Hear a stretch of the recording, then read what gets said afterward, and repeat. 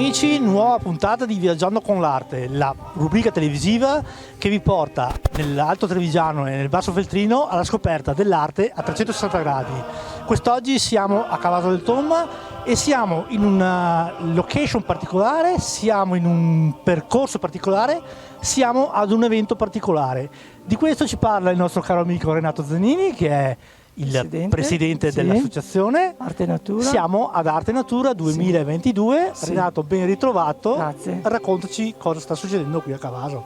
Niente di particolare, è nata nel 2000, è nata per una scommessa di alcuni artisti. Ci siamo trovati qui in questo luogo, in questo meraviglioso luogo che è Costa Lunga, è tra i più belli, penso, di tutta la Val Cavasia.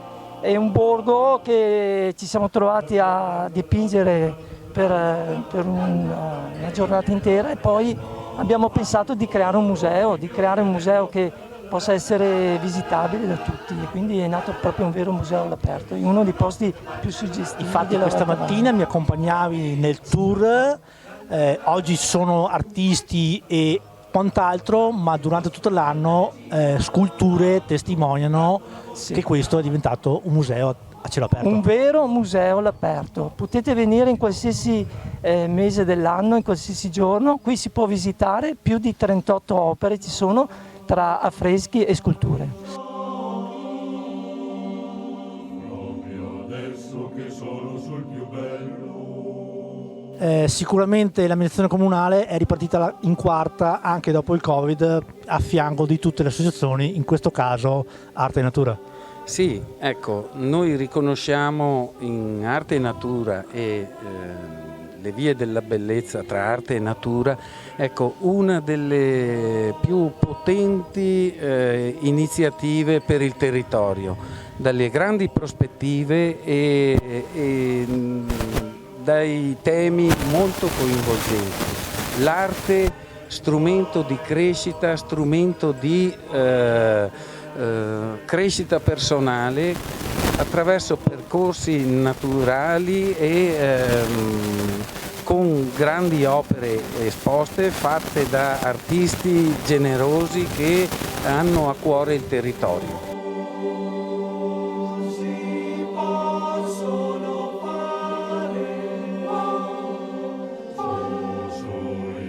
Penso che senza l'amministrazione, senza anche i residenti, senza le persone che mi hanno aiutato non si poteva creare tutto questo. Adesso io devo anche dire che è la prima edizione di Le Vie della Bellezza di Arte e Natura, che parte dalla vecchia edizione che è nata nel 2000 e che però adesso ha una nuova rinascita e stiamo ripartendo con questo nuovo rinascimento.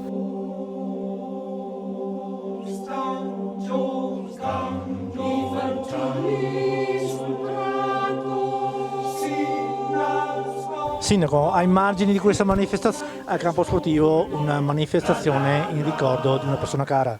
Sì, Agostino Diomedes sono quelle persone che incidono silenziosamente sulla crescita dei nostri giovani. È testimoniato appunto da questa riconoscenza che i suoi giovani gli tributano ogni anno, organizzando questo memorial Agostino Diomedes, che è così importante, ecco, per la crescita dei nostri giovani.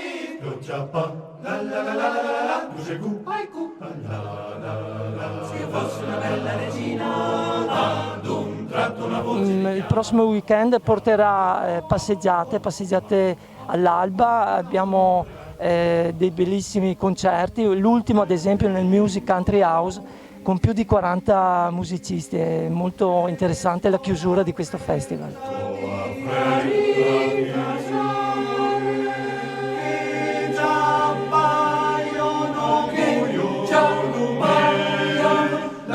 Diamo appuntamento ai telespettatori. Viaggiando con l'arte, come avete visto anche oggi vi ha portato qui a Cavaso del Tomba, perché è una rubrica che, come dite voi, come piace a voi, vi porta nell'Alto Trevigiano e nel Basso Feltrino a visitare tutto quello che è arte a 360 gradi. Io e il sindaco Gino Ruro vi diamo appuntamento qui a Cavaso del Tomba fino alle 19, ma anche in tutti gli altri appuntamenti che man mano nell'anno vi presenteremo.